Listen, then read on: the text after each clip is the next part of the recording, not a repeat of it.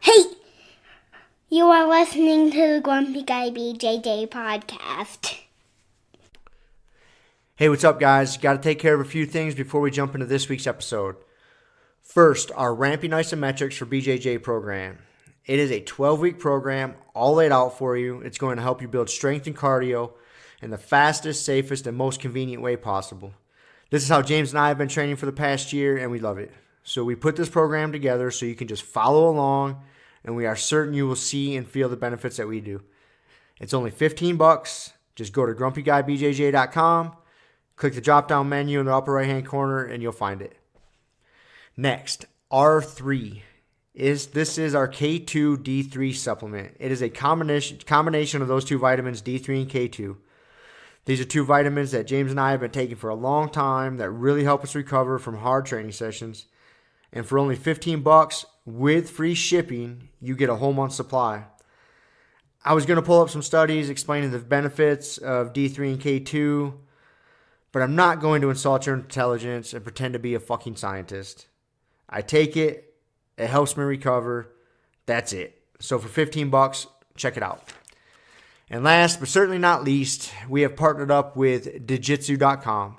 They have a ton of awesome BJJ instructionals, and they have hooked us up with a discount code for our listeners. It's Grumpy10. So what you got to do is you go to Jiu-Jitsu.com, which is DIGITSU.com. Find the instructionals you want, throw them in a shopping cart. In the little discount code box, you type in Grumpy10, which is just GRUMPY and the number 10, 10. That's it, no spaces. Boom, you get 10% off. You're up and running. They got a nice app you can download on your phone. That way you can take your instructionals right to the gym with you, watch the technique, drill it. It's a pretty sweet setup. So once again, DIGITSU.com.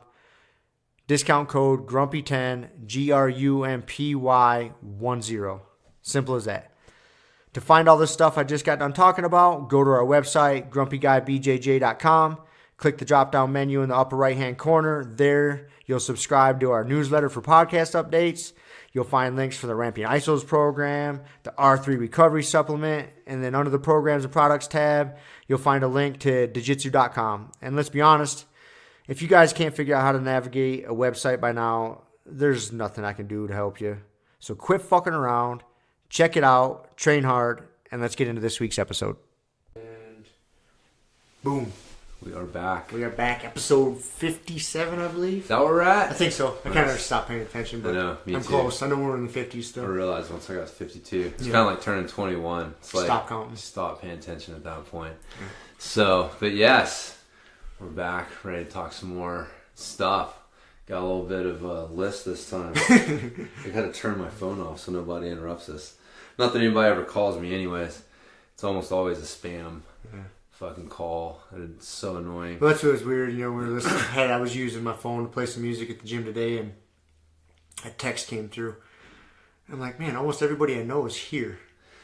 Right. Like, anybody who's even bothered to text me is here training. So who's texting me? What's going on here? Yeah, well, it's like mom or dad or something. Oh, that's good. So I get spam texts too, man. Oh yeah, I haven't really got too many since the election season is now over. Yeah, I was getting those motherfuckers all the time. I was getting lit up. God damn, that was annoying. Yeah, that was annoying. But I got one dude, yesterday or the day before from some scammers. Did you? Yeah, man, saying that one of my credit cards was locked and click on this link to get it taken care of, and I was just like, what on earth is this?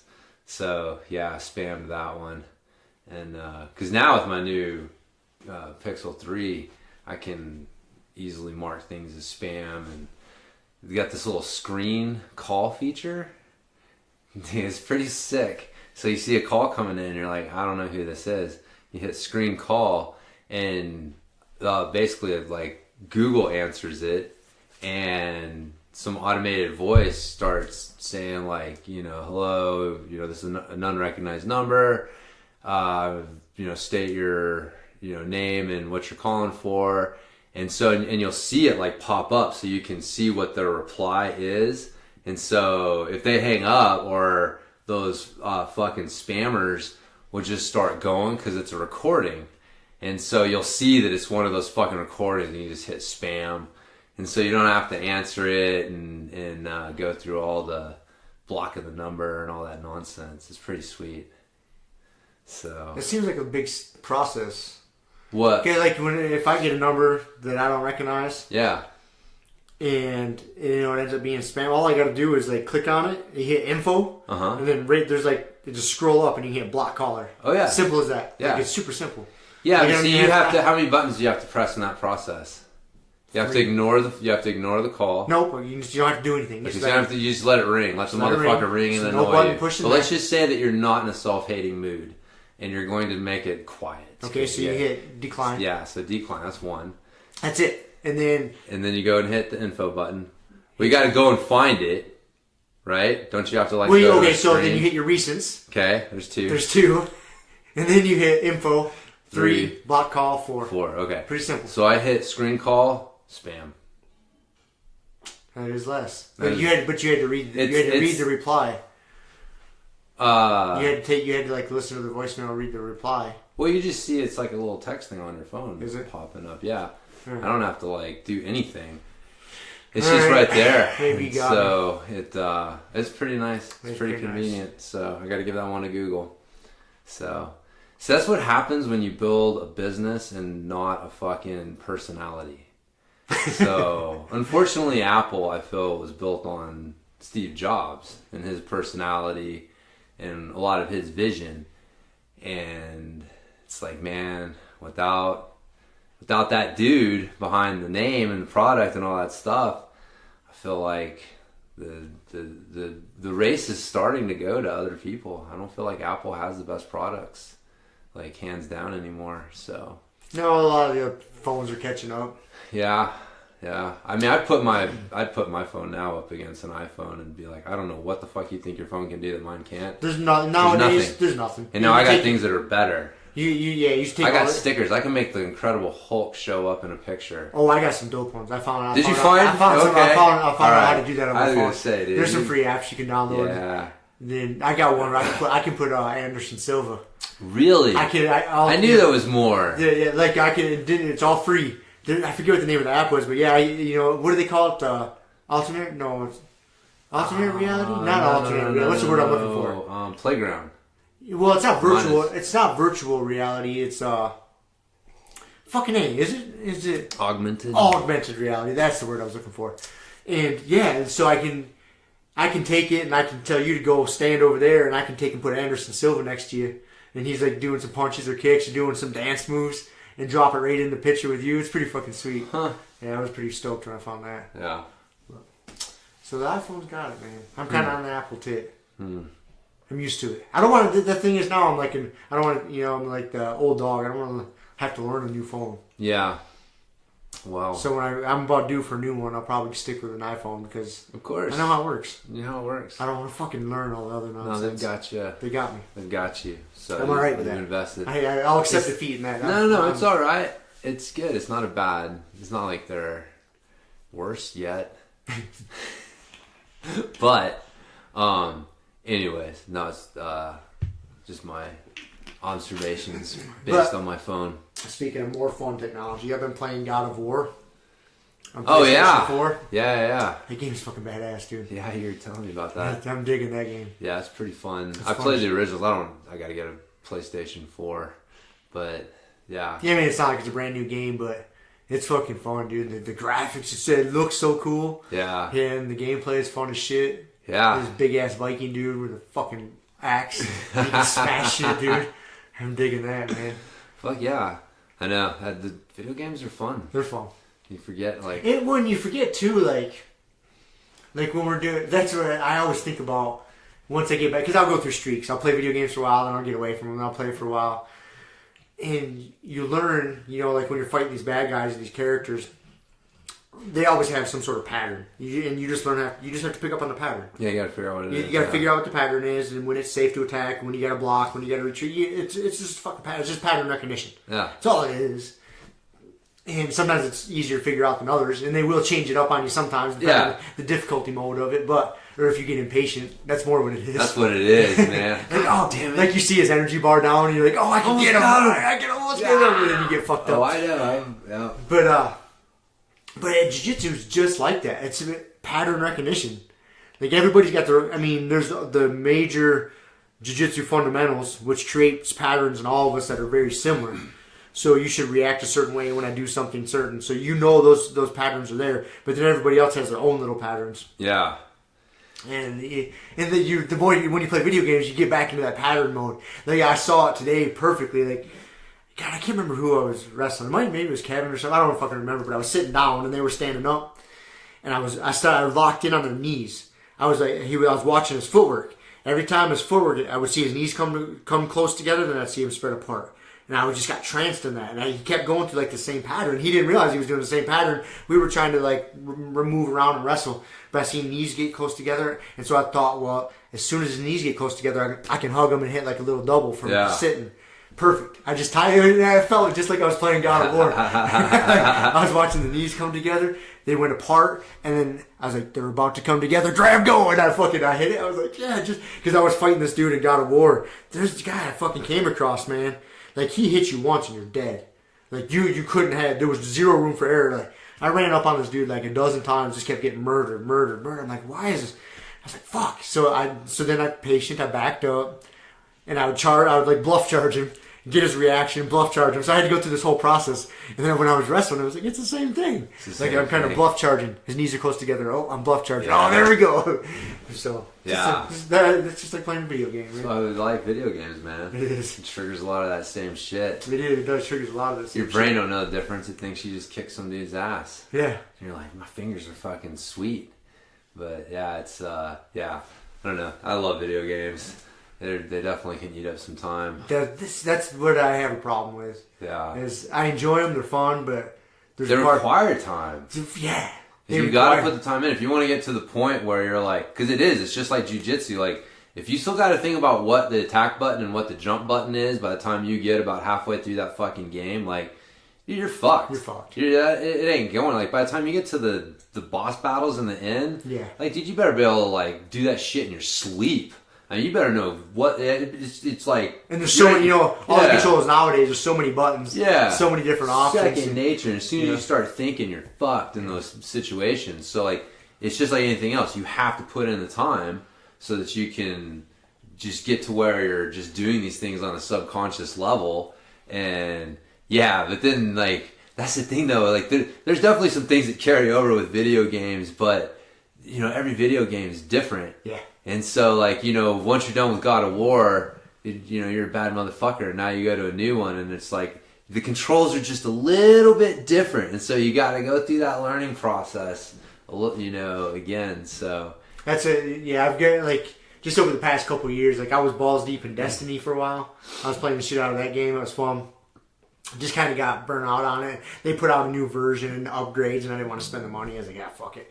So then I started playing Doom.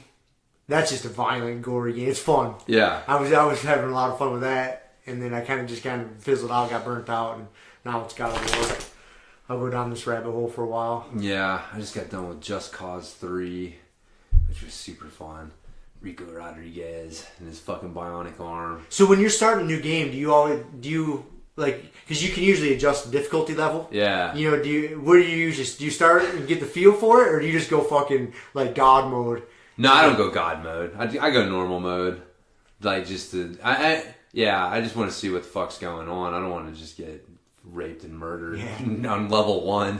So that's how I usually do it. Like, I'll start out like on the easiest mode just to get a feel for the controls and how the game plays. I don't do easiest mode. Well, I do just to get a feel for the controls, build a little confidence. Yeah. Like, okay, I understand this. Then I'll go back in and I'll start over. Because I won't get very far. Like, okay, I understand the gameplay. I don't know if... then I'll go back in and I'll up the... I won't go right to the most difficult unless I'm feeling cocky. I will just ramp up the difficulty and fucking figure it out. But I usually just fucking whatever that's set on. Whatever's set on. It's usually set on like the medium one. Yeah, the normal mode. So. Average. Yeah. I'll fuck with that though. The gamer in me won't... Like, it's kind of like lifting that 12 kilo kettlebell. It's like, no, I can't. I can't lift that 12 kilo kettlebell. Just that's some pussy bullshit. So well, see, I feel that way about like if you come up across the boss you can't beat.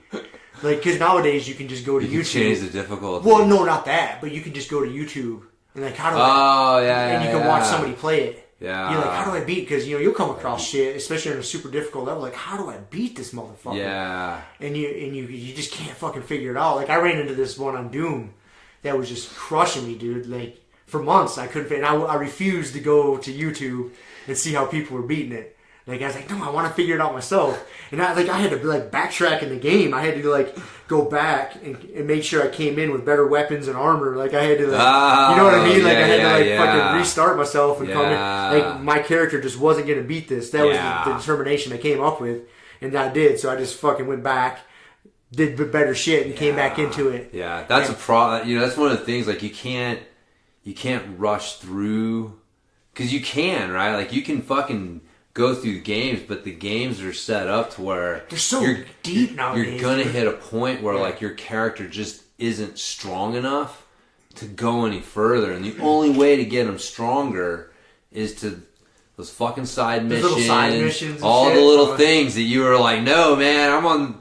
There's this big storyline that I'm fucking going down. So yeah, I've learned that lesson. So it's crazy how deep they get with those games, man.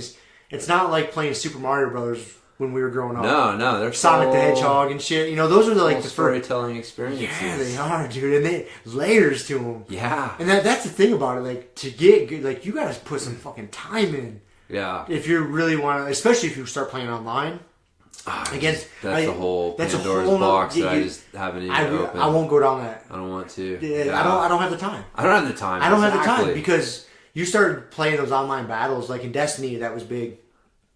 And those dudes are good. Yeah. And unless you're spending hours like crafting, like honing your craft and practicing. Yeah. You're just, it's pointless. Yeah. You're pissing your time away. You're just filling in the brackets, man. Yeah, that's all you're doing.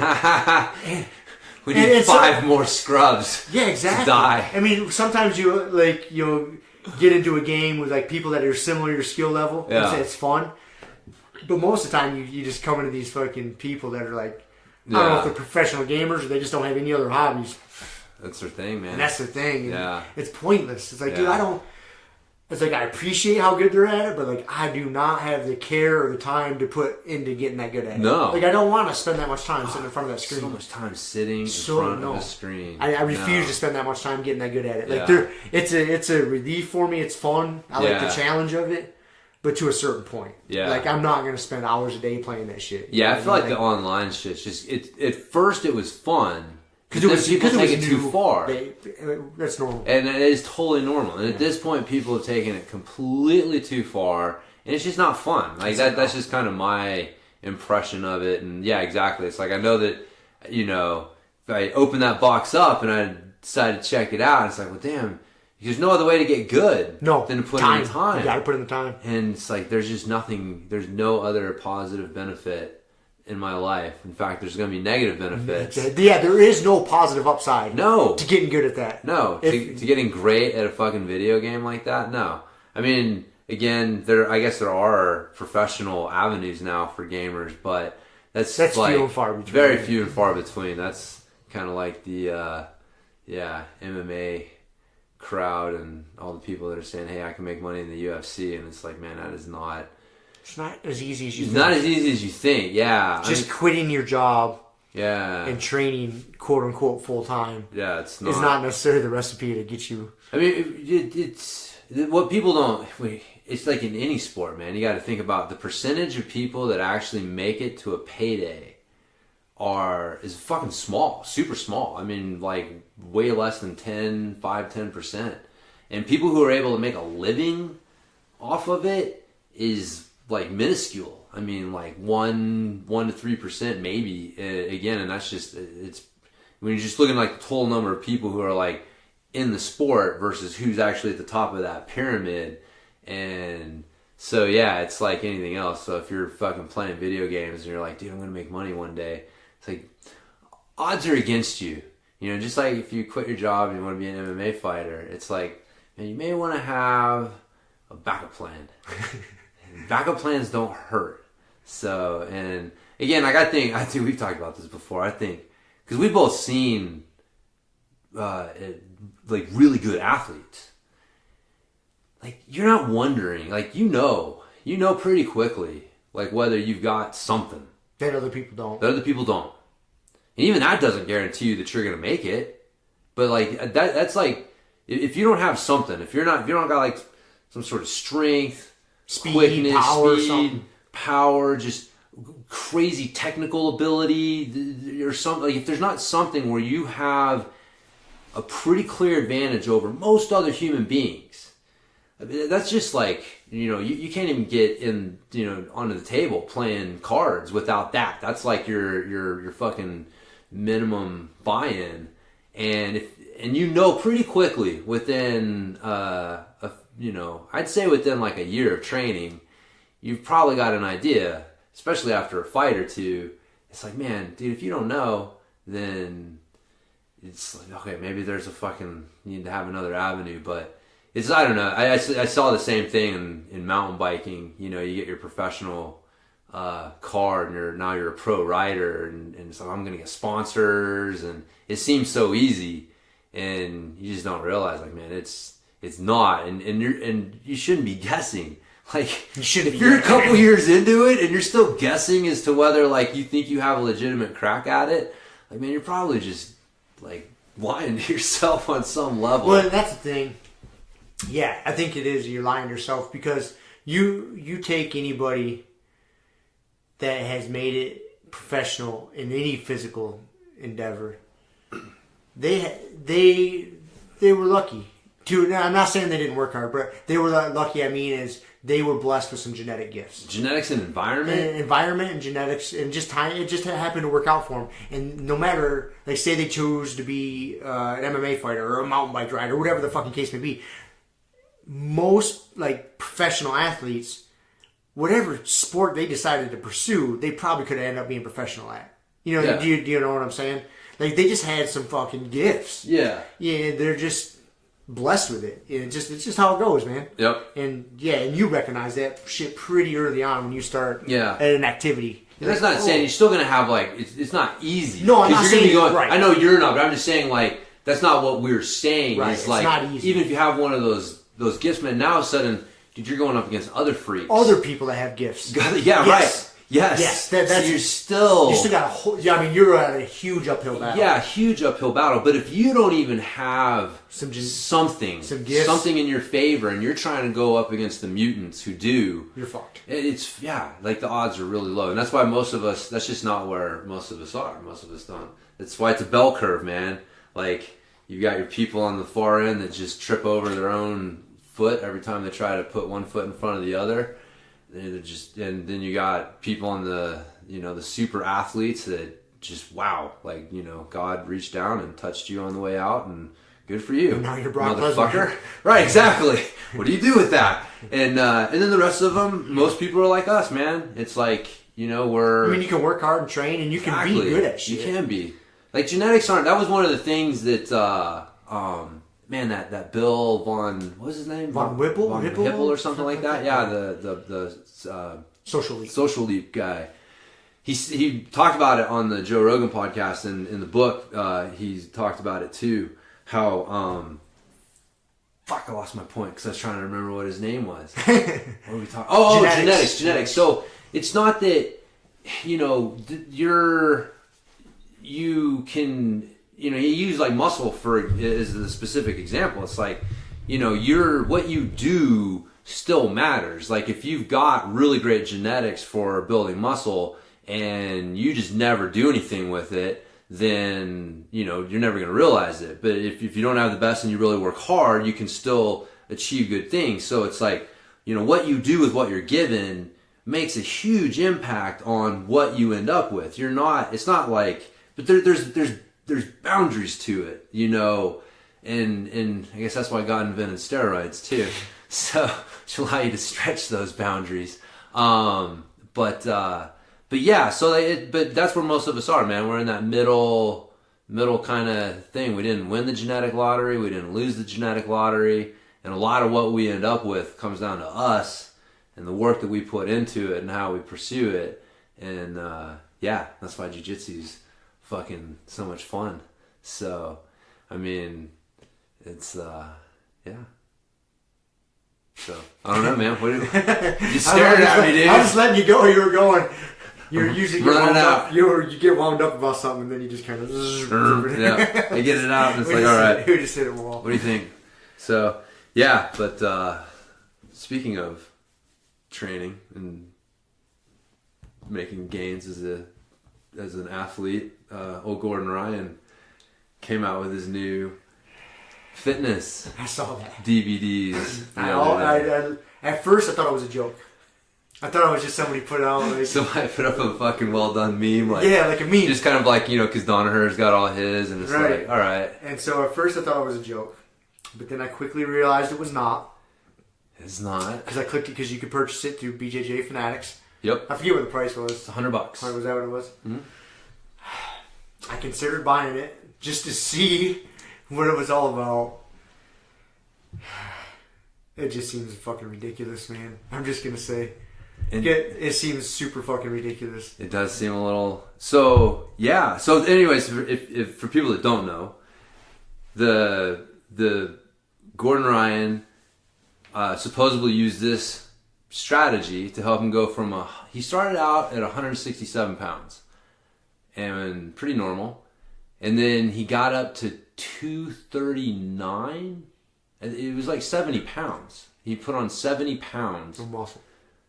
Yeah, muscle. I'm sure. Yes, mostly muscle, and then he trimmed back down to 197, 98, something like that, in 18 months, in a year and a half, which just it stretches the grounds of credibility, like just slightly. You're being nice. I put word it like that.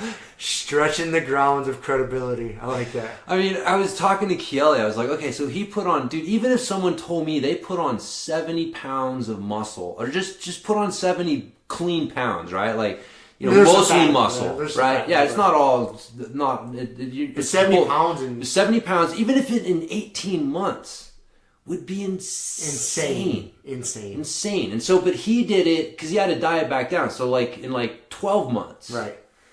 I'm like, dude, that's like 7 pounds, 6 pounds, 6+ pounds a month. That's over a pound a week for a year.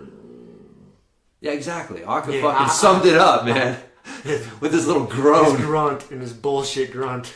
It's like, wow. Like any professional bodybuilder would kill. Would be, yeah. That's insane. It's insane. That's insane. It's not. And then to top it off, God, there's so many fucking holes in this. Yeah. So then he's training a ton of jiu-jitsu at the same time, and those are contradictory modes of training. Like if you're trying to put on that much mass and size, and you're wrestling a lot, yeah. Like wrestling, you're going to decrease your gains, quote unquote gains, with all this aerobic activity. Yeah. You're just gonna. Yeah. Your body has to adapt to the stimulus you provide. Right. And so if you're fucking lifting heavy weights, your body's like, oh, I need more muscle, I'm gonna grow. But then you're on the mat, and then your body's like, oh wait, all this extra muscles, your body, you're not gonna outsmart your body. Yeah. Your body's gonna be like, oh, we need a bigger gas tank, we need all this extra muscle not helping me. Like, we're not gonna grow. We don't need as much. We need different things. We're trying to grow. Yeah. Your body grows to the stimulus you provide. Yeah. It's simple as that. You can't get around that. Right. And so you're like training jiu-jitsu like a motherfucker, but then you're putting on a pound and a half a week. Yeah, pound and a half a week by weightlifting. Yeah. Fuck you. I know. Fuck you. Yeah. Just clean weightlifting. Not happening. Not happening. Not happening. I mean, for the very small percentage of people in the world, yeah, very, very fucking few people can do something like that. And it wasn't like he was a 15, 16-year-old kid who just hit a crazy late growth spurt. I mean, he was in his early 20s. Late teens, early 20s? Late teens, early 20s, like... Well, but when you are that age, I mean, you can walk by the weights and get a little bit stronger. You know what I mean? Yeah. You got a lot. Yeah. You got a lot of testosterone pumping through your body. Man, I'm just saying, like a growth spurt of that size at that age isn't coming. Is really rare, super rare, really tough to believe. It happens. Yeah. I mean, yeah, it definitely can happen. But again, a lot of times you're wondering like, what's going on with that too? Because a lot of times that's there's other sports where bulk is involved, and you hear the story of like the kid who went home for the summer and came back the next year for football, and it's like, whoa, motherfucker, put on 40 pounds, like 3 months. What's going on here? And I'm a teenager, man, growth spurt. Okay, maybe. But anyways, yeah, odds are extremely high that he's either juiced to the fucking tits or at the very least using some pretty healthy help and chemical help, because there's a lot more than just steroids. It's not just steroids. There's just so many other things that fall in that category, the performance enhancing, helping lose fat, all these things that fall under that PED umbrella. But yeah, it's just fucking. It was what bothers me. Like, dude. If someone wants to juice, I don't give a fuck. I don't give a fuck either. Like, have at it. Like, if you're willing to make that sacrifice, because there's a cost to that. No one rides for free. If you're willing to do that and fuck yeah, dude. I support it. Yeah. I have no problem with that. Is what bothers me about it. Is that then you put out a an instructional series saying, you follow this plan, you can do the same thing. Yep. Like, man, like the saying I like to say, eat a big bag of fucking dicks. Yeah. That's not gonna happen, man. Dude, I feel like it's 1992 called, and Joe Weider wants his fucking strategy back. Yeah, exactly. Let's have these juice to the tits monsters denying any steroid use at all. We're just taking creatine and then whey just protein. Sell insane training programs to an unsuspecting public. It's that's what bothers me. I thought we're fucking past this. I thought we were past that, and you just straight up trying to dupe people and just spending $100. Yeah, Come man. On, man. That's I agree. Like that's what bothers me. That's what bothers me. And what's funny is, like, in this day and age, like, people are more privy to it. Like, I mean, pretty much I'd say the vast majority of people out there are like, dude, you're juiced to the fucking tits. But yeah, like, I mean, that doesn't. We're not saying that he didn't work hard. No. I want to get to that. Yeah. There's definitely some interesting points in what he did, because he did do it. He did do it. So there are some interesting things when you look at some of his strategy, but just the idea that that's what he did, and he didn't have any chemical help to help him like do that, is just, like I said, man, at the very least is stretching the grounds of reality a little bit. No, you're just fucking hoodwinking people, I think man. so, yeah. Man, you're fucking tricking people a little bit. Yeah, you're tricking people, man. You're selling snake oil. You're being disingenuous. It is, man. Dude, that's what bothers me about it. Yeah. And dude, I go back to I've made this point before, like, I can't wrap my mind around Danaher and Henzo. I just can't wrap my mind around where they're at with this shit. It's like, so it's one of three things, right? Like, like any good philosophical discussion, and you can break these things down in very simple talking points. There's only three possibilities, and you tell me if I'm missing one, right? So, possibility one is that they don't know, like, he's not doing anything, right? Possibility two is that he's doing something and they don't know about it. And possibility three is that he's doing something and they know about it and they're just like, it's a cash cow kind of thing. We're not going to fucking rock the boat with this. Like, am I missing? No, I think there's probably about the three things that are probably going on. I think we can both agree it's not one. I mean, he's doing something. I don't know, man. I hate to do it. You know what I mean? I hate to go 100% because, like, I really try to live my life by the do not judge. It's like until you know 100%. Like, you can't, you don't know. It's an idea. So, but if you fucking put a gun to my head or you told me to make a bet or we're having beers, like, I think he's fucking juicing. So I think 1's not a possibility. So we're down to 2 and 3, right? So either he's doing something and they don't know, which means, like, what kind of, like, control, like, where are you at?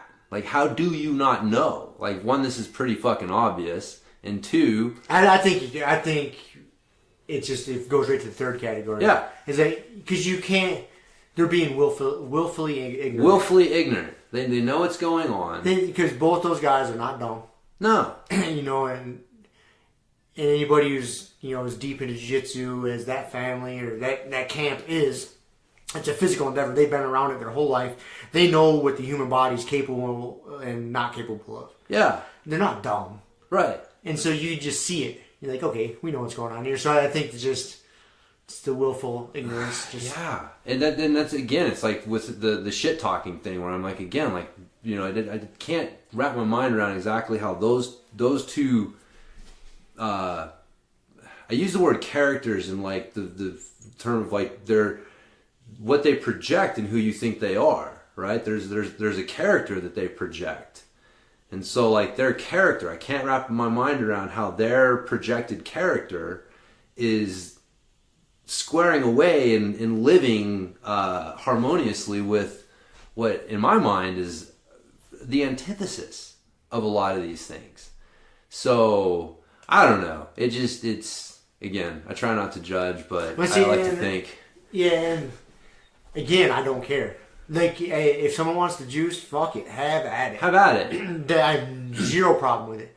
But don't try to sell people a program saying... Yeah, man, when you find out that this guy's going to go sell a fucking program on it, you pull him aside and you say, look... Like, now you're being not cool about it. This is not cool. Now you're being shady. You're trying to profit off of... You're trying to make ignorance. Like, what we do to be professionals in this sport is... our deal and like that. Yeah, exactly. It just... I don't have a problem, exactly, and this is the thing, I don't have a problem with what the fuck he's doing. I don't have a problem with athletes juicing. I don't give a fuck, dude. Don't give a fuck. It's up to the league or whatever event they're in to test. Yeah. And if they pass test, fuck it, have at it, man. Yeah. I don't care. Honestly, like, when it comes to professional athletes, fuck it, man. I'm rooting for the professional athletes to win. I think the whole drug testing thing is ridiculous. I think the drug testing, I want to go back to the Pride days. I don't give a fuck if they're juicing, dude. I think if you're testing, it should be to make sure that people are being healthy. Yeah. Like, just make sure, like, hey, man, like, your endocrine system's about to crash. You're like, don't test them to be like, motherfucker, you got this in your system and you're suspended. It's like, hey, man, if you're going to do this stuff, let's be healthy about it. Yeah. And so, like, but anyways, yeah. Yeah, so that's where I say, like, I don't care, but that's where it bothers me is, like, don't dupe people into saying, oh, this is the only program I can do. These are the supplements I took. Right. This is the weightlifting program I did, and this is how I gained 70 pounds of muscle in a year. Yeah. Man, just fuck me off. I know, dude. Muscle Tech couldn't have done better. No. Remember those fuckers? When I saw that, dude, I was like, get the fuck out of here. I know, man. So... I've been in this game too long, man. But on that note, kind of, I finally watched that Ronnie Coleman documentary on Netflix. No, hold on. No, you're not ready? Okay, all right. Because this will lead into this. Okay, all right, perfect. Because here's the interesting thing. Did you look, like, you're not on social media, and I don't know, did you look at the contents of the video? I looked at it, like, in the email. I remember it broke down to, like, supplements, nutrition. I had program, like, routines, or something. Right. I don't have one of the DVDs is exercises, chest, yeah, back, arms, legs, right? So he's a bodybuilder. He trains like a bodybuilder. Right. His girlfriend, his trainer, she's a bodybuilder chick. She's like a wannabe fitness competitor. And so this is how she trains him as a bodybuilder. So it's really interesting because in a world of functional fitness training, you've got Gordon Ryan being pretty fucking successful at an athletic endeavor, training like a goddamn bodybuilder. Like Ronnie Coleman would walk in and pat him on the back and be like, "Good job, young blood." You know what I mean? Like that, like the stuff that he does, and I'm sure he throws in, some sled pushes and some shit here and there. But the meat of his program, she trains him like a bodybuilder. He's always like posting like, great back day today, blah, blah, blah. And I'm just like, oh my gosh, this is really interesting. So I don't know. I thought, one, we love to shit on bodybuilding. But, I mean, one, those guys know how to put on size. Yep. I will tell you, he put the fucking size on.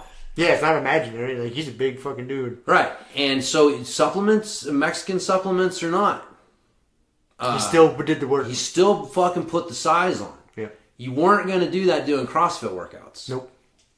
Like, bodybuilders, if you need to put on size... That's how you train. They know what the fuck they're doing. There's a reason they train that way. Exactly. And so, again, we love to kind of poo-poo on them a little bit. No, but I mean, if that is your goal... Yeah. Yeah, some good hypertrophy training. Yep. That's how you is train. Not a bad idea. No. I think that we really kind of like, that's one of those things we threw the baby out with the bathwater. Like, we got so disgusted with the bodybuilding scene that we kind of like, threw out the bodybuilding workouts with it. And it's like, man, doing a little hypertrophy training, 3 sets of 10.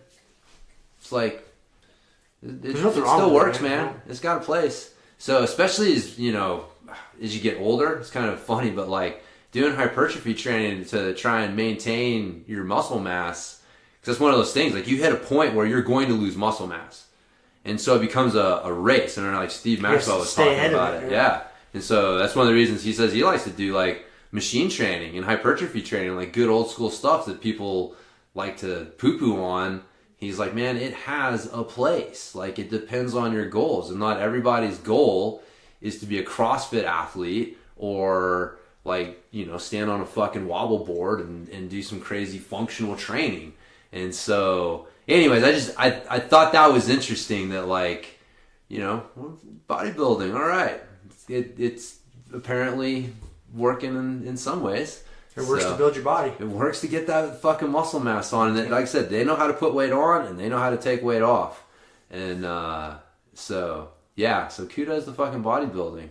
So, anyways. Yeah, any thoughts? It's fun to make. It's easy to make fun of. And it's kind of fun to make fun of and poke fun at. But no, like you said, they know what they're doing. Yeah. And that is how you train if that's what your goal is. Yeah. If your goal is strictly to look good. Look good and put on mass. That's how you want to train. That's how you should train. Yeah. There's no doubt about it. That's why those guys train like that. There's a whole world, competition built around that. Yeah. Those, Ronnie Coleman and Jay Cutler, they're not doing fucking CrossFit workouts. No.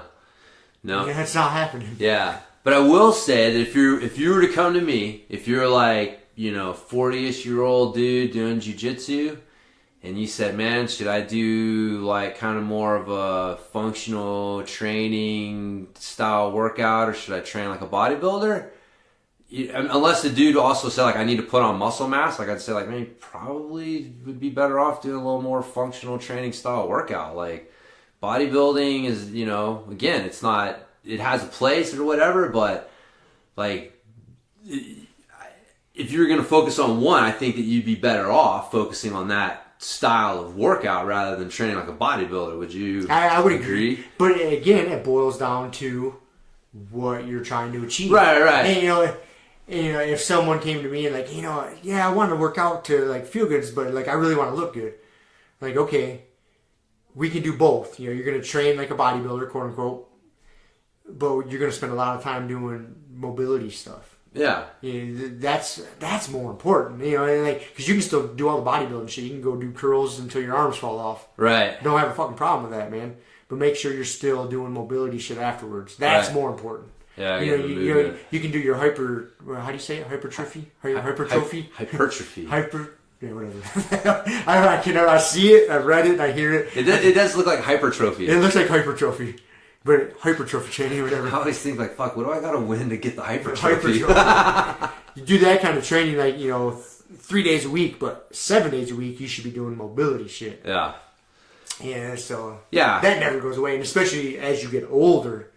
Right. But if you're going for a fitness level, you don't really care if you're building big packs. Right. Then you're gonna be doing more steel mace shit. Yeah, more movement quality. More movement type stuff. Yeah. So it really depends on what you're trying to accomplish. I guess like my point though is that even like double fucking whammy for poor motherfuckers that buy that workout program is that like not only did he have some help achieving those gains, it wasn't just this fucking workout, but like, with your limited time and energy, and most of the people buying this shit are gonna be, guys in that category.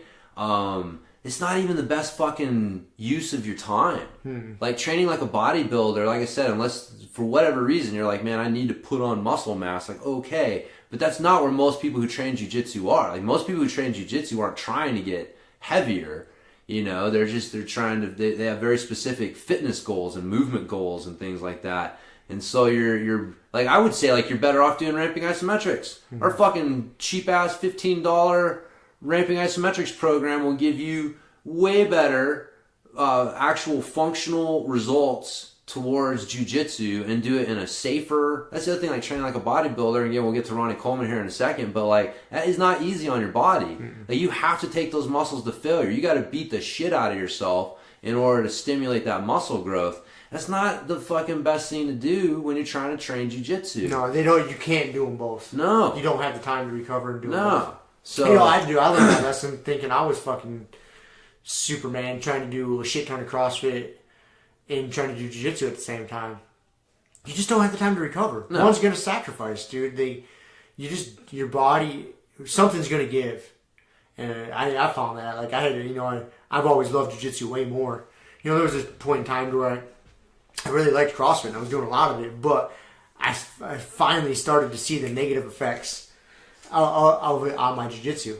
And once I really came to terms with that, like, okay, I've got to chill out on this. This is not helping my jiu-jitsu. Yeah. It's just not. No, yeah. Because it became a sport unto it itself. It became a sport. It wasn't...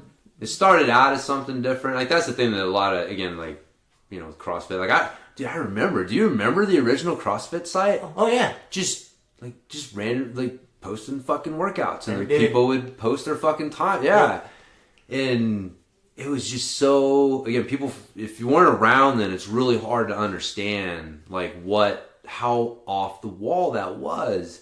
And again, this is in the world when bodybuilding was still really firmly entrenched as, like, that was how you worked out. Fitness. If you said you got a gym membership and you went to Gold's, you trained like a bodybuilder. Yeah, if you do strength training, you train like a bodybuilder. Yeah. They were synonymous with each other.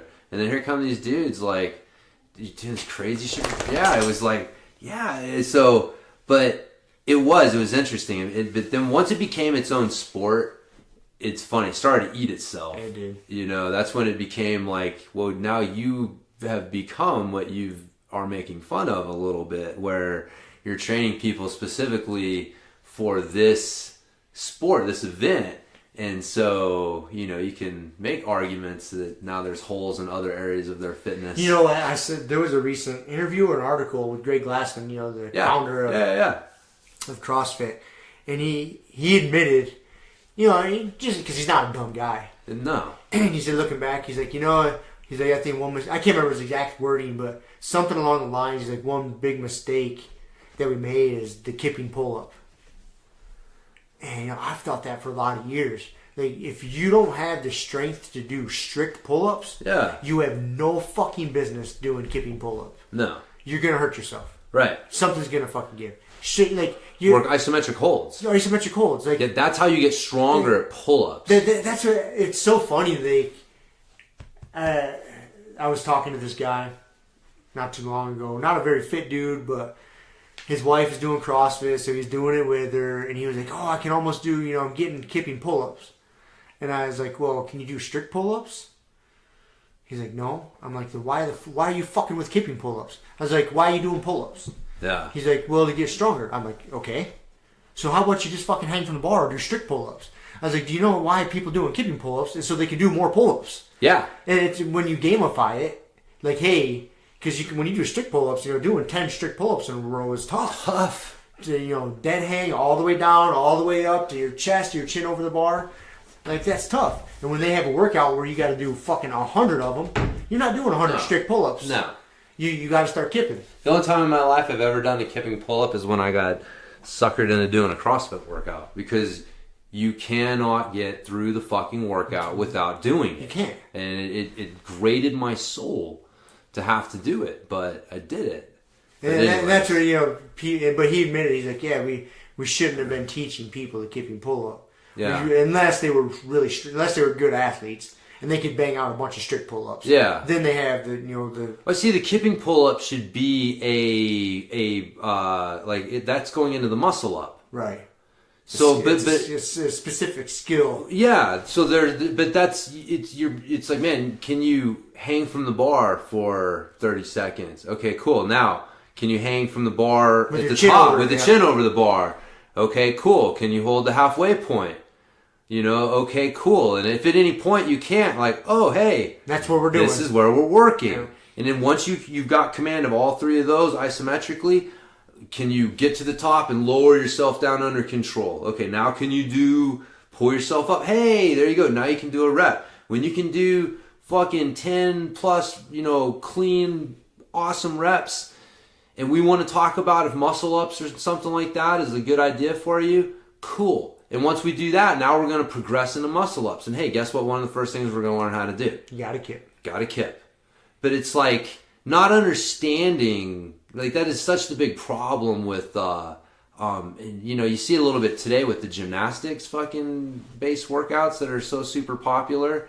Is you see these people who are really good with the program. You don't realize. I mean, you were talking about this, seeing some dude doing push-ups on his wrist, on the back of his wrist. Yeah, and it's like, man, you don't realize like this dude has spent a lot of time and energy getting to this point. And doing that exercise for him makes sense because there's a whole progression of things that he went through to get to that point.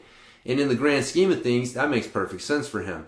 But, the layperson sees it, or he's trying to, sell a little sizzle to them because you got to entertain them some. And you end up giving them this progression out of sequence, out of context. There's no context to it. And it's just like, information with no context. It's like it can be all right, but a lot of times it can be really fucking bad too. So yeah, you see that all the time in the fitness world. People look at like, what do the pros do? It's like, man, you don't want to know what the pros do. No. It's like what that dude's doing. You can't do what he's doing. Yeah, we talked about before, like the MMA prep shows. You see those guys doing their workouts, and it's like, dude, they're in training camp at like peak condition, doing like very specific workouts that in the context of what they're doing makes sense. But then the layperson sitting on his couch sees it and is like, Martha, I'm gonna go sign up for the UFC gym tomorrow and I'm gonna go do that shit right there. Yeah. And like 2 weeks later, he's like, Martha, bring me a beer. My back's fucked up. And it's like, all right, well, that was great, but if you'd have gone in there and just somebody would showed you how to do some crawls and some ramping isometrics and a little mobility work, like, 2 weeks later, you'd be like, Martha, I feel good. I'm going in again.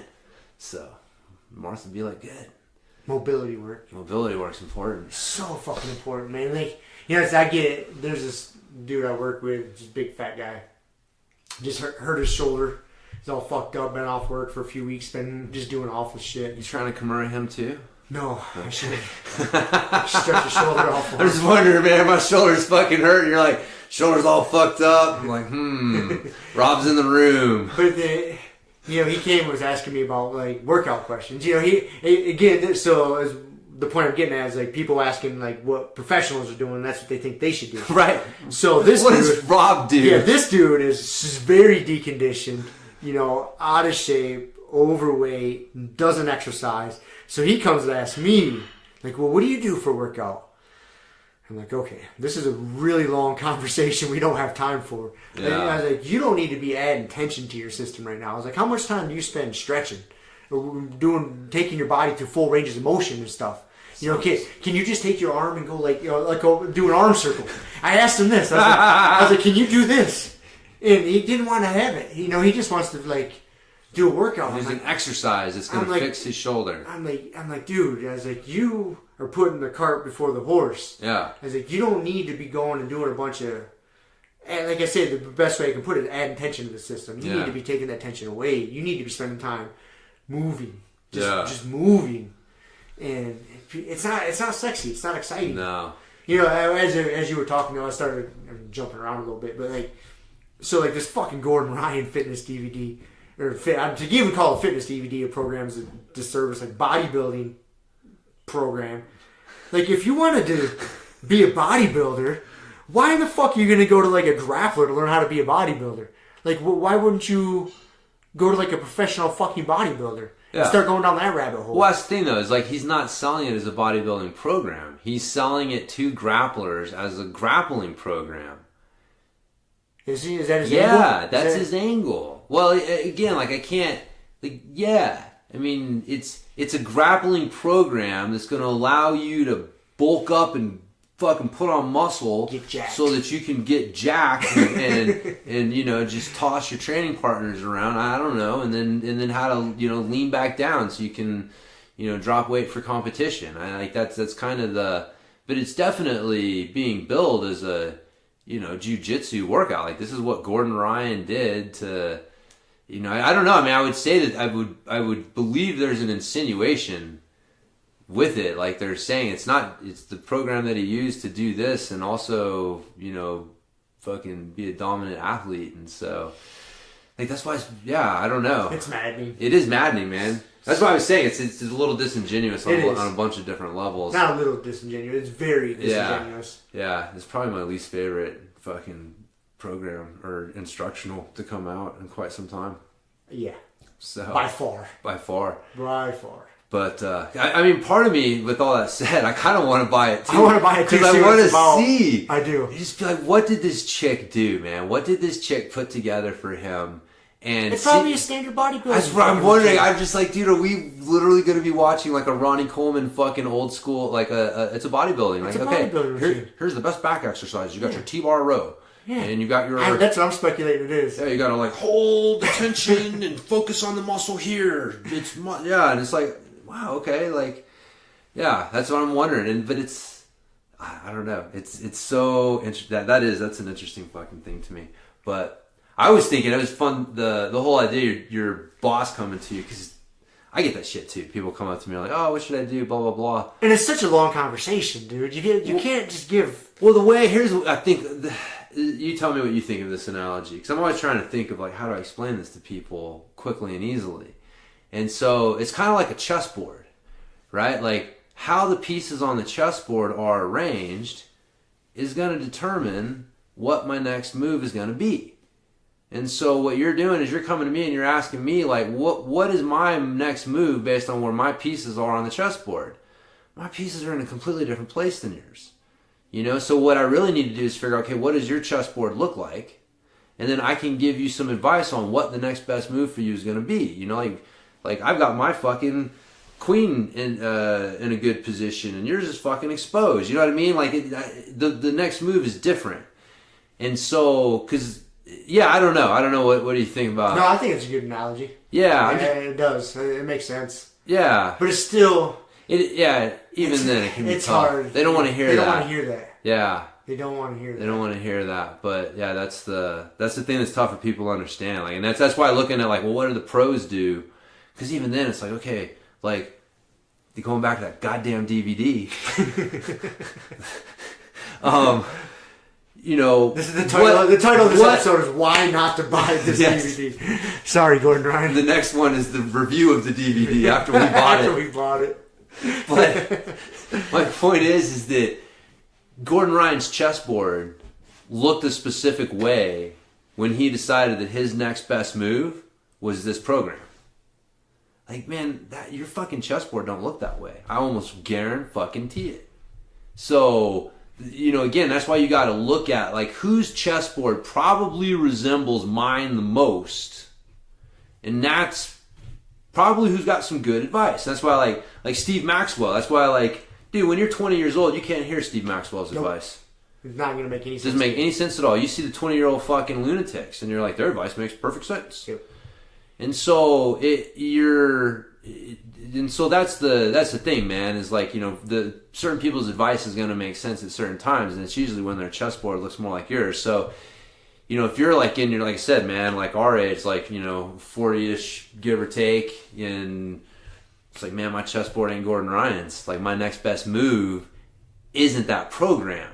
And so, you know, whose is? And that's why, like, I'm always looking at, like, you know, what the fuck, like, you know, some of the older dudes do, like Rafael Lovato Jr. when he posts some training shit or whatever. I'm like, all right, what's this guy doing? Like, this dude's, he's still in his mid-30s. He's not like, but he's old. He's been a martial artist for forever. His whole life. Yeah. And his chessboard probably looks closer to mine than some earlier old 20. Yeah, some dude in his early 20s. Right. And so, anyways, that's where people get really fucking mixed up. That's some really sound advice. Is finding somebody that that's a good way to explain it. Your chessboard looks the same as theirs. Your equipment looks the same as theirs. Yeah. Okay, they're operating their equipment like this because they got these certain things. Yeah. I'm similar. Got some of these same attributes. Or it's like, I wonder why all these older dudes talk so much about stretching and mobility. And it's like, well, there's a fucking reason. So even if you don't realize it, you probably have some things on your chessboard that you should fucking address the same way. And that's the thing too, like, people just don't even know, right? It's like, and that's where it starts. It's like, dude, it doesn't matter what you need to do. I need to figure out what are you doing right now? Right now. Where are you at right now? I need to know what your chessboard looks like. And that's the step that people just want to skip the fuck over. For you to give good advice, you have to have that piece of information. Yeah. People ask me nutrition advice. And dude, again, that's such a huge conversation. Like, I spend a lot of time reading, listening, thinking about that. And you can give the big staples, obviously, like eat whole foods, try not to eat a bunch of junk, don't eat too much. Besides that, that's where that conversation ends. Like, you come to me for nutrition advice. Okay, I need to know where the fuck you're at right now. Okay, you need to track your food for the next 2 weeks. How many calories are you eating every day? Do you have any idea? Oh, you think you know. Okay, go type that shit into MyFitnessPal and then come back to me. I guarantee you're going to be way the fuck off. Okay, and then you have to find out where you're at before you can even start fixing it. Yeah. And same thing with fitness. Where are you at before you start adding a bunch of shit to it? It's not a surface level conversation. No, man. Yeah. Not if you want a good answer. No. I mean, you can give the bullshit answers. Yeah. Yeah, but it's...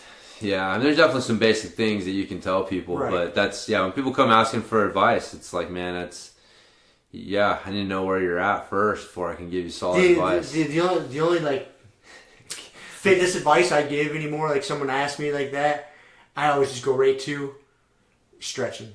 Like, how about when you get home from work today, instead of sitting on your couch and doing nothing, when you're gonna sit there and watch TV?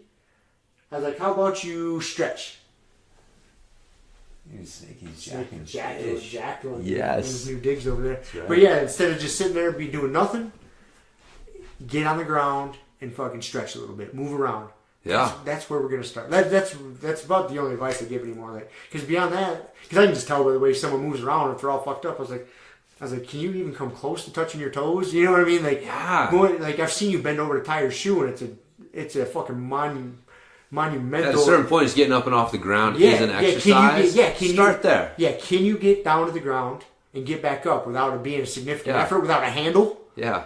Do it 5 times on each side. Yeah, just do that. Yeah, there's cardio too. Hey. There's nothing wrong with that. If that's where you're at. That's where you're at. That is fine, man. Yeah. But recognize that's where you're at. Yeah. And you come firing off going like, I'm going to start this hardcore workout program. I just bought P90X Beachbody and I'm going to fucking just kill it. Just kill it. It's like, all right, man. You're going to kill something. You are going to kill something. Probably going to be yourself, but yeah, dude. It's tough. People tough. They want fucking results, and you live in this crazy instant results. They don't want to put in the world. Dude, that's what I've been doing a lot of my training lately is I try the way I think of Frost talked about it on JRE is like that farmer's strength, that farmer's work. Yeah. To where they don't go to failure every day. No. They're just doing constant work every day. And that's where that farmer, and we've all heard the term farmer strength. That's where farmer strength comes from, is just work every day. You don't have to fucking murder yourself every day. And you can vary the intensity in certain exercises, certain days, this or that. But like all my intense training is on the mat. Right, yeah. And everything off the mat is just everyday farmer training. This is the way I look at it. I'm picking shit up, moving shit around, lifting shit. I got work. I got a physical job, so that helps. Yeah. I do that. I do quite a bit of physical stuff at work, but like my training at home before I go to work, is mobility stuff, and it's not super intense, but I'm doing strength stuff. Yeah. But I'm not killing myself. But I do it every fucking day. I take it to an intensity level to where I feel like I worked, but I can wake up again and do it again the next day. I can do it again the next day. I'm not taxing myself so bad to where like, I'm not going to work out today. Does that make sense? Oh, yeah. I think man, just that consistency, just every fucking day. Super important, Just do it. Yeah. And just keep grinding. And Yeah. you're not taking yourself to, sometimes I'll get to a point where like, a certain muscle group's a little sore. Right. Yeah, I'll kind of stay away from that a little bit that day, but I'm still doing other shit. Yeah, there's something you can do There's every something day. you can do every day. That's right. You do the hard, moderate, light stuff comes in. Did you ever read the book Easy Strength? Mm-hmm. Did you read that one? That was one of Powell's books. He wrote that one with Dan John. Mm-hmm. And really good book. I mean, it's a lot of like super sound strength training advice. And it was basically all centered around that concept of like you want consistent work that is mostly moderate with a little hard and a little light sprinkled in. And so on most days, you're just putting in the work. They're not great workouts. Every once in a while you show up and you fucking have a great day. You put in some hard work, and every once in a while you show up and you're like, man, I'm just not feeling it. I'm just going to put in some easy work and get out. But it's like the whole idea was, and that's where I got the quote, whatever concept, that as you increase your 80%, your 100% will naturally increase as well. And that's the whole idea, is like you're staying on that edge. You're working that 80%. And as you work at that 80% level, like that starts to go up. Like what felt like 80% effort, 6 months ago, now, you're able to lift a little more, like do a few more reps. It's not, it's a little bit stronger now. And so, but now your 100% goes up too. And you haven't had to spend all that time just hammering your head against the 100%. And so, but that's where we came up in the bodybuilding culture. It's like, dude, you're going to fucking war every day. It's funny, I was just in GNC the other day, and you go, dude, like pre-workouts are the top selling thing. Everyone's got a pre-workout, and it's things like the Reaper, and that shit doesn't change. It's the same shit they had when we were kids. Oh my god, yeah, but you know what I mean? But you're like, same marketing you're bullshit. going to war. You're going to fucking work out to the gym. Yeah. Like, you are going to war. You're going in there to annihilate and blitz and obliterate your fucking muscles and force them to grow. Part of me loves that shit though, dude. I know, man. We still got to talk about Ronnie. But, yeah, but it was funny. That shit, yeah, that's still, but that, one, that's not sustainable. No. And two, if for athletic endeavors, that's not the best strategy. No. Because your body can't take training to be an athlete, like, being just doing jiu-jitsu and trying to train like a goddamn bodybuilder. It's two opposing signals for your body, which again, we talked about earlier. It's hard to handle if you're not getting some, get a little Mexican supplements to help you out with them. Yeah, like you say, it's two opposing stimuluses. Your body doesn't... Yeah. You're going to be half-assing both of them. So if you're a jiu-jitsu guy, man, like I would say, like pre-workout things. Again, like I don't know, you may have a different idea. Besides coffee, stay the fuck away. Yeah, dude. If you need it, like you either need more sleep if you truly need it, or you need to fucking check what you think how hard you need to work is. Like if you think you're still going to the gym and trying to go to war with your goddamn pecs, like yes, right. Like, it's just not. Sounds like so much it's fun. not going to help your jiu-jitsu as much. So, outside of some coffee, man, I don't think pre-workouts are something you should be leaning on for your workouts. Any pre-workouts? No, I think they're ridiculous. Yeah, I really do. Just feel like for jiu-jitsu, I can't use them. No, the energy that I get from pre-workouts is not the energy I need for jiu-jitsu. 99% of the pre-workouts I take make me fucking need to shit my pants. Yeah, they're just fucking stimulants, They're man. Stimulants, dude. Just good old coffee, man. Just drink your coffee like a gentleman, and go in there and grapple like a gentleman. That's right. It's simple as that. Come in there, your fucking NO2 explode. Your monster energy. Yeah, man. Anyways, but yeah. So speaking of that, the Ronnie Coleman. Yes. Dude, that documentary, I fucking loved it. I knew you would, God dude. Damn it, I was fucking pumped watching that. I had mixed emotions. Like, one, man, like I have, we talk shit, but dude, I have mad respect for those bodybuilders, man. Oh, for sure. The amount We've said it before, man. What those motherfuckers can turn their bodies into, the amount of sacrifice and discipline and hard work. Like, Yes, they take a fucking boatload of steroids. They take all the steroids. I don't care. You could take that same amount of steroids. You're not going to look like that. No. And, oh man, like I have anytime someone dedicates themselves so much to a certain pursuit, like I don't give a fuck if it's crochet, you know what I mean? But if you're willing to sacrifice your whole life to that one pursuit, man, like kudos to you. I love that. That shit is inspiring to me. And he did, man. He gave his life to be the best, I mean, arguably one of the best bodybuilders ever. Yeah. Ever. Yeah. I mean, and yeah, dude, I was like, they showed some of his old, you know, like, I went and grabbed kettlebells and I'm just fucking doing I'm doing I remember I texted you back. I'm like, don't hurt yourself watching that thing. Man, I texted you like in between doing sets of fucking curls while I'm watching Ronnie curl. I was doing curls until my arms fell off. I'm like, yeah, fucking Ronnie, yeah. They had the fucking music playing. He's fucking front squatting like 600 pounds for reps like it ain't nothing. Just freakish, dude. Yeah, that dude he was on a different level. And that's the other thing. Different level, man. All those other guys, they even said it. Like they just were not. They couldn't do the work. They couldn't do the work. They couldn't do the work that he did. And he was willing. Like we're wired like that. Like you see something you want, and he was willing to make those sacrifices to be the best in the fucking world. Yeah. And he did it, man. And he's paying the price. Yeah. And then you see him now, like he can't walk. Can't walk without a cane. He's had how many hip replacements, knee surgeries, back surgery, whatever the fuck it is. Like I don't even know. Dude, the X-rays of his back were insane. I was like, oh my god, I didn't know that like a fucking spine could do that, and like it's obviously not supposed to. Not supposed to do. He's like, I got a fucking rod and a fucking screw, and I'm like, oh whoa. So after watching it, do you think?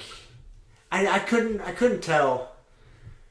Do you think he was ignorant? Like he thought he could maintain his work level, and he just broke? Or do you think he knew what he was doing? So here's the thing, man. Who could he look at? Because like today, right? Like boxers can look at Muhammad Ali and go, okay, that can potentially happen to me. Like who is his Muhammad Ali? There was. Who pushed themselves like Ronnie motherfucking Coleman did? No one. Like Dorian Yates was the closest thing, but he was still like he had just quit. So there wasn't the chance, and even Dorian says like his body got broken down. He had to completely change what he was doing. He's getting around a lot better than Ronnie. Yeah. So even but I don't even know if he fucking lifted the weights that Ronnie Coleman did. Dude, he did 800 pounds for a double. I loved at the end of the movie, they asked him about regrets. See, this is what... I didn't get that third rep for 800. I could. He's like, I could have done 3. He's like, I think I could have done 5 reps. That's my regret. That's my regret. Like, fuck yes. Like, dude, I was like fist pumping at the end, like cranking out some more curls. Like, yes, that is the fucking attitude you need to get to that level. Yeah, it's inspiring, man. It is inspiring, dude. It's like, god damn it, man. Like, and he still works out. Like that. I told you, like that was, even though like every day you knew that he did when you saw it, and you're like, that motherfucker is at the same gym at 4:30 in the morning every day working out, because it's just who he is. It's in his DNA at this point. Yep. It's like he has to and it's like, yeah, I love that. Like when I love that too. When what they do has been infused in them to that level. It's just so inspiring. Yeah. And I really think, I mean, because he's not a dumb guy. He's not a dumb guy in any... He's a family man. He took good, like, seems like a good and smart, took care of his money. Like, you know, he's got businesses. Yeah. Like, he's not destitute. He's not... He's doing well, looks like. Physically, but like everything else, he was not a dummy. And like, I think that, like, he knew it wasn't sustainable. He knew there was going to be a bill to collect at the end, a bill to pay at the end of this ride. Yeah. And he was willing to make that sacrifice. He's like, you know what? I want to be the best in the fucking world. If I got to hobble around on crutches when I'm 50, I don't think he knew that was going to be it, man. I don't know, man. That's the problem. Like I said, who would he look to and go like, okay, I can, you know what I mean? Like you can see now in a lot of different sports, like there was no one for him to look at and go like, that's a possibility. Like me literally having a fucking rod and a screw and walking around on crutches is an actual possibility for me. Like, I don't think that ever crossed his mind. Yeah, you might be right. But I don't think that he knew he was doing damage. He knew he was doing damage, though. Right? Because he knew he was doing damage. Because he didn't just go from being Mr. Olympia to having to use crutches one morning. You know what I mean? Like, there was a progression there. Like, oh, I'm getting out of bed and this hurts. Oh, it's taking me 20 minutes to get warmed up to just move as I get out of bed. Oh, now it's taking an hour. Oh, man, now I can't fucking bend over and tie my goddamn shoes. Now I can't pick up. You know, there was progressions. It didn't just fall off the rails on him. That motherfucker just hurt himself training. He talked about blowing his back out. Yeah, he felt it there one day. He felt like one of his disc bulges. He was like, oh, well, I think I'm done squatting for today. Let's go hit the leg curls and the leg extensions. He was like, later that day, I was like, he's on his way to work. On his way to work. And he was like, do I take a left and go to the hospital, or do I take a right and go to work? That's right. He said he was in the locker room when it hit him. And he's like, I got to go to work. Or I got to go to the hospital. Yeah, he's like, this one's bad enough to go to the hospital. But it's like, so yeah, like I think he just fucking traumatized. And I think there was definitely some of that, but like, dude, that back, like that's just years and years of just abuse. And just. Yeah, and then like your pain tolerance gets so high that you're able to like take damage. And then you just shut it off. And then you're just like thinking like, man, am I just being a pussy? Yeah. Oh, the guys I'm competing against are training today. I gotta fucking train. Yeah. They're hurting just like I am. Am I fucking pussing out? Yeah. No, and then you can see like there's parts of my brain that can totally fucking. I'm not saying I have any parts of the brain that are like Ronnie Coleman. You know what I'm saying? But there's parts of me that can like recognize that and see that like, oh, I can. You can see that slope, that slippery slope that you're on. But and I love it, dude. I love every fucking second of it. The sacrifice you're willing to make. Yeah, dude. Yeah, when they were talking to Sean Ray, he said, I thought it was just really telling, and I actually liked that he said it. It was like, I wouldn't be willing to do that. Like, if you told me that I could have all those Olympias, but I got his body at 55, I wouldn't make that trade. I don't want the Sandals trophies. Nope. And he's like, but Ronnie, he's got no regrets. Nope. He'd do it all over again. He's like, and that's what made him Ronnie fucking Coleman. That's it. It's like, no regrets. No. His regret was not doing 800 more reps. Yeah. He outworked those dudes. He went to a level that they recognized. Like I'm gonna have to physically wreck myself to keep up with this motherfucker. And he just, That's why he was 8-time Mr. Olympia. I know, dude. He just took it to a fucking level. And I love too, man, the dungeon. Yeah. Like how, like that grimy ass gym. Yeah. Shit everywhere. Ironic that like him and Dorian Yates both, like two of the greatest bodybuilders of all time. Dominated the Olympia for a decade and a half between the two of them. Both worked out in what you would describe as fucking dungeons. Just crappy ass gyms, rusted out. And it's like beating all the boys on the West Coast and their shiny gyms and all that shit. It's like, I like that. I like that. That was fucking cool, dude. His gym. And he just talked about like, man, some people, this is my environment. And I think about, when he was talking about that too, I was thinking about like our gym, like, it's not a shiny... It's not flashy. It's not a flashy gym, man. It's like a little rough around the edges here and there. That's just the way I like it. That's the way I like it. That fucking environment is awesome for me. Like, and you just get... because when I go into a gym that's real nice and like pristine... Super formal. It doesn't inspire me to want to work real hard. Yeah, it's not the same, man. It's not the same that vibe. Environment doesn't inspire me the same. I want a fucking light flickering overhead. Yeah. You know what I mean? A little bit of dust in the corner. Like, I don't want it, like, unsanitary. I gotta say, Ronnie Coleman's gym was like, they show pictures of the floor. I'm like, man, grab a broom. Like, that's a little too much. But I still like the dungeon idea. The pile of dumbbells was another one where it's like, they got it. You motherfuckers can rack one or two of those things. You imagine some poor dude first day at the gym, dude. Like, some dumbbells in that pile. You're the fucking 25 you're looking for is at the bottom of it. 150 pound dumbbells on the top. That gym was fucking hardcore. Dude. Oh man. Yeah, that was great. Yeah, that was awesome. So if you guys haven't watched that, fucking watch it. Yeah, it's on Netflix. The thing was called The King. I think so. Yeah. Just go to Netflix. And if you can't find it, just search Ronnie Ronnie Coleman, I'm sure, will pop up. That was a good one, man. It was awesome. It was. So inspiring, dude. Yeah. Like I said, I love that shit, man. Anybody who's willing to sacrifice like that, man, God damn it. That's what it takes. Yeah. You know, if you back, kind of loops back to being professional at anything. Like, you got to be willing to work harder than any motherfucker out there. Smarter, harder. And then it goes to show there's a lot of lessons wrapped up, and it goes to show that there's a price to pay for that. Oh yeah, there's a price to pay. There's a price to pay, man. Yeah, like, there's time cost in anything you choose to do. Right. And you know, whether you pay with your body or time, those guys don't live balanced lifestyles. Those are about as far from balanced as you're fucking gonna get. Yeah. You know, they don't go out to fucking eat with friends and family. If they do, they're taking their own Tupperware. Yeah. You know what I mean? It's weird. And then you don't want to be the weird guy, so then you don't go. Right. You know what I mean? And then you don't want to stay up late because you want to get adequate rest, so then you don't go. So then you just become this hermit that's just eating, sleeping, and lifting fucking weights. And no one likes you because you're grumpy. But that's it. Those are the sacrifices those motherfuckers make. Yeah. I dig it, dude. Just thinking about it, like, I want to watch that again tonight. Yeah, dude, it was a golden era of bodybuilding. I don't know. I'm not familiar with it at all. There's a few like what was his name, Phil Heath, and I couldn't even tell you like who won Mr. Olympia last year. Or anything and what's his name? Call it the dude with the fucking long ponytail, Ty Green. Yeah, Kai Green. Those are like the only two that I know from today.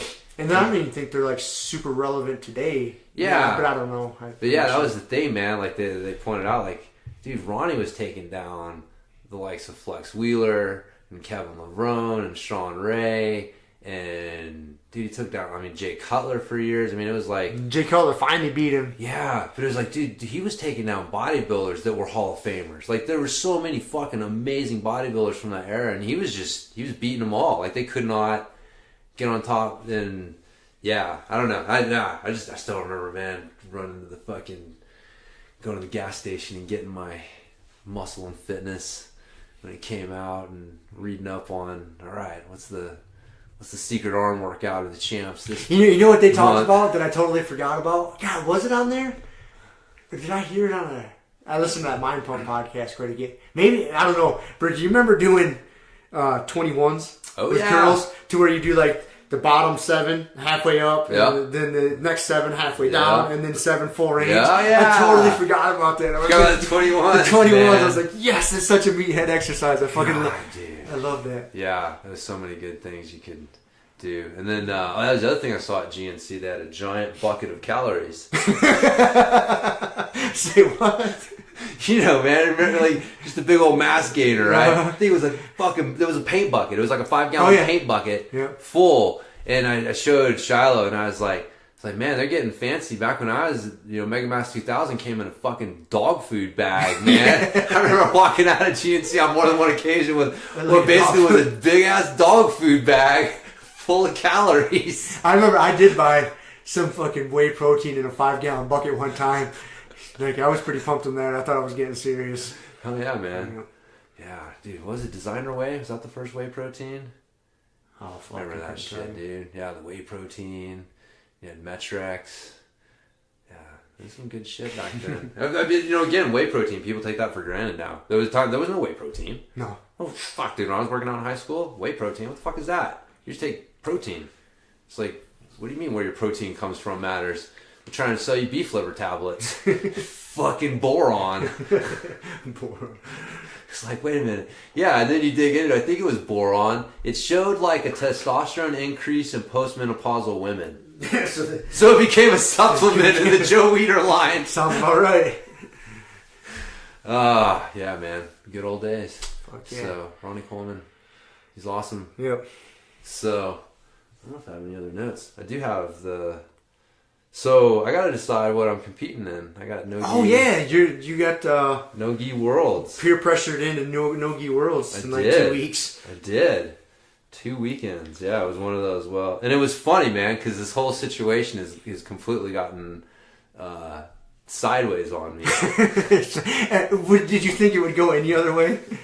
Do you think any situations to do with our team are just a straight linear to to Valhalla. It's not even like our team, right? It's like the universe, just like so. You know, I've told you before, like so. I thought No Gi Worlds was gonna be like the Gi version because you have Masters Worlds and you've got Worlds, and so when I hear No Gi Worlds, I think it's just No Gi Worlds. It's there's no old man division. No, there's no old man division. It's just fucking weight and rank. Yep. And so, like, I was like thinking about it, and I was like, hey, that sounds all right. Like, all right, I'll go and test myself against the best. If I fucking go out there and just get monster trucked by some, you know, future world champion, like, great, like whatever. And Kevin had also told me the weight class was 165, basically 64.9, and so both of those are what I made peace with. And so I fucking text Kevin. I'm like, all right, fuck it, let's do it. And then I start actually looking at the site, at the details, and I find out, well, wait a minute, the weight category is 162.5, which is not 164.9. It's a little different. It's a little different. And then also they have a Masters divisions going on, so it's not just the open or, you know, regular adult. And so now all of a sudden I'm like facing this, like, you know, oh, you know, do I cut weight? Am I doing the Masters? Like, I'm like, this is not what I made peace with. Was like just going whatever I can make comfortably my weight, which is apparently the middle weight, like the 175 class. I'm like 168.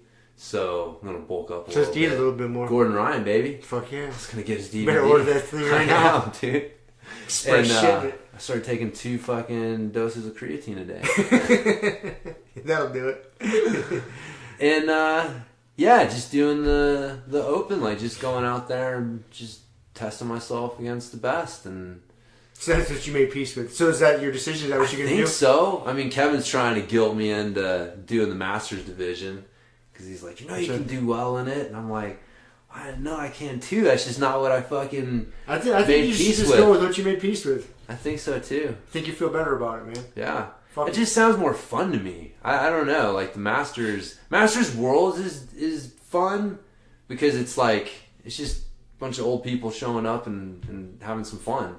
But yeah, I don't know. Like, so, but then, okay. So then you really got to ask yourself this question: like you made peace with it. There's not, you know, there's no expectations, like you know, because you're going and you're jumping in there with the sharks, you know, and you know this. Yeah. So it's a little like relieving. You're like, okay, man, I'm gonna go try my fucking hardest, and I'm gonna challenge myself, but there's no expectation, man. If I get fucked up, I get fucked up. Yeah. Okay, so that's what happens when you go against some 18-year-old killer in the adult division. So, you know, then you sign up for the Masters 3 and go against a bunch of old fucks like yourself. Now that you're like, oh well, now I should do a little bit better, so it puts a little more pressure on you. Exactly. Yeah. So then what do you do? Do you resign yourself to like, okay, I'm probably gonna get fucked up here, so there's no pressure. Like I should do better here. You know. So it's a funny fucking. You just gotta. What are you comfortable with, man? It's a funny thing. It's a funny thing. I know. It's definitely different. I will admit, like for sure, the mental pressure, they're two different things for sure. I mean, one, like my category, like one of the Masters. It depends on what. If I go with the higher up weight class, there's 5 people in my division, so you know it's not a huge division. It's like you win a couple matches and. You know, you're in the medal rounds and stuff. And so, you know, going up in the adult, dude, the fucking bracket's pretty deep. Like, I'm going to have to win quite a few matches to, like, get there. And so, it is. It's definitely a different sort of, like, pressure. And I know, but I don't know. Like, so, yeah.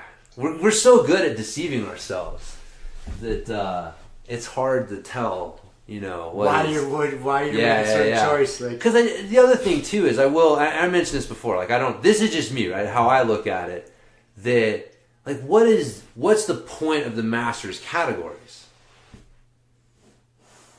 What do you think the point is? So the old men don't feel as bad about themselves, and it gives them a chance to win. Okay, I agree. I agree with that, and also from a safety standpoint. Really? I do. You think by the time you get to fucking purple belt, brown belt, like you can't. There's a safety thing still, like weight class. Weight class is definitely part of that also. So I mean, if I could see like if you're going to absolutes or something, but like somebody who weighs the same as you, by the time you get to purple belt, I would think like you should be able to keep yourself safe. I mean, if you get in a position like you should be able to recognize pretty quickly, okay, my lunch is about to get fucking eaten here, and I just need to keep myself safe. And, you should be able to. And if you don't, like that's on kind of on you. Like at some point, like this is a self-defense. Yeah, it's just more of yeah. I'll say it this way, but I'm really just saying the same thing. I'm just saying more of the PC version. It's just leveling the playing field, leveling the competition field. Yeah. Which in turn, just like you said, it's helping old guys feel better about themselves. Yeah. It's what it is. So like, because you don't want it sucks. I mean, we're physical guys, and we don't like to admit that we're not quite once we were. Right. What we once were, but it happens. Yeah. It's just you can't beat Father Time. Father Time's gonna fuck you up. It will, man. In the end, up to all of us. So again, like I compete in Masters Worlds. I compete in Masters categories. I'm not like dogging. I'm just saying that if we're just gonna sit down, we're just gonna say like, okay, really, what is the point? It's to level the playing field. Level the playing field, aka help people not feel as bad about themselves by getting monster trucked by athletically superior youngsters, and basically give them a chance to win. Yep. Because who wants to show up to a competition where you have no chance to win? Most people, for whatever reason, like you don't show up. You don't go to a competition unless you think you can win. What's the point of showing? What's the point? I mean, you go in with realistic expectations. Like, there's no sense of fucking. That's what I'm saying. Like, you have to have realistic expectations. You have to have realistic, but there's. And without Masters categories, if you're, let's just be honest, if you're a fucking dude in your early 40s, odds of you winning the adult division is just not super high. Right. And so, there's a lot of older dudes who would be less inclined to compete given those circumstances. Correct. And so you create circumstances that are more competitive for them. Entice people to pay the entry fees and shit. Right. And so they feel like they can be more competitive, and so they're going to go, give that a shot. And so, which I completely understand. But to me, like, I don't know. Like, I really do. Like, when I think about, like, my thought of going into the adult, I get excited. Like, I get a little fucking smile on my face. Like, dude, I don't know what's going to happen. This is going to be fun. Like, I might get just destroyed. Or you might ruin some young kid's day. Make sure you grow your beard out a little bit so you got some gray in your beard. I am. And so when he gets fucking ankle locked by some old dude, all his buddies, after he sulks, they're going to be like, that old dude fucked you up. That old dude fucked you up. But, like, or I may get to, like, come across someone who's, like I said, like a future world champ, man. If I get monster trucked, again, like I think my jiu-jitsu's decent. Like, dude, if you're going to monster truck me, like, you're probably pretty goddamn fucking good. And so, man, getting to wrestle with someone, like that is cool, And so, again, like that's, and then I think about doing the Masters division, and it's a completely different set of emotions. It's like, because you're putting more expectations on yourself. The only reason I'd enter is because I'm going to try to win. Mm-hmm. And it's like, that's a completely different mindset. It changes the mindset, man. Totally different mindset than just it's weird going how in it's weird how that does it. I just want to test myself against the best and see what the fuck happens and have some fun versus like, I'm going to try to win. And it's like, nah, yeah. So I think the adult ones. If you're more relaxed and you feel better about it, fucking go for it. Yeah. You know enough to keep yourself safe. Yeah. And if you get out there with some, 26-year-old dude who wrestled all through college and now he's a purple belt, and you can just tell, like, oh, this dude is gonna fuck my day up. Yeah. Like, you can keep yourself safe. Keep myself safe. And you'd be alright. You know what I mean? It's not like you've never done it. You know what I mean? It's not like you've never gone against physical freaks. No. You know what I mean? No, like, you've seen them. We were talking about it. You've dealt with them. I'm not gonna fucking... Again, I may run up against a fucking 175-pound Randy, but... Oh, it's possible. It is possible, but it's like, dude, I wrestle with some fucking really good guys that move well, and, you know, we got the Montrose guys come down and fucking wrestle with us, and so it's, again, like, I'm not saying, I say that more like, it's not like dealing with wrestlers is a completely foreign thing to me, to where I'm just gonna be like, but again, dude, somebody comes out there and does a power double, lifts me up, bam, just fucking takes me down. Like, hey man, it could happen. Could happen. But I don't know. I think I'll, like, dude, I want to see. I want to fucking, I just want to see. Maybe it will. So if I can just ruin some young kid's day, that's all. More enticing too. That's more enticing, man. I could see that. Yeah, even if I don't win, it's just.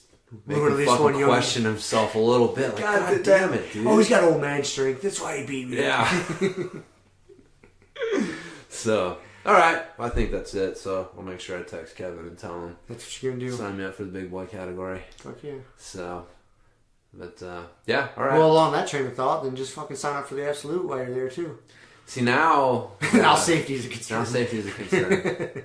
Yes. Because you don't want some 200-pound I do not physical need, specimen no coming at you angry. No. That's a different ball of wax. No.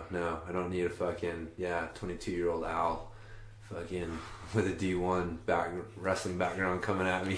That would be hurts just thinking about. Yeah. So no, man, I may be crazy, but I'm not stupid. So that's good. All right, well, that's what I'm gonna go. Decision made. Then. Decision made. Fuck yeah. So well, cool. I'm excited. Pumped for you. Yeah, thanks, man. Kevin's still trying to talk me into it, but is he? It's not happening. No. I see his games. He was letting me do some stuff on him today, like thinking I was doing good jiu-jitsu. I see the games he plays. He plays a long game.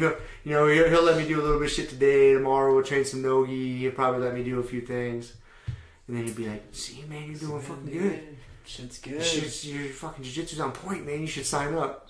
Lower, he's just letting me do shit. I'm not dumb. Come on now. Who knows, man? Who knows?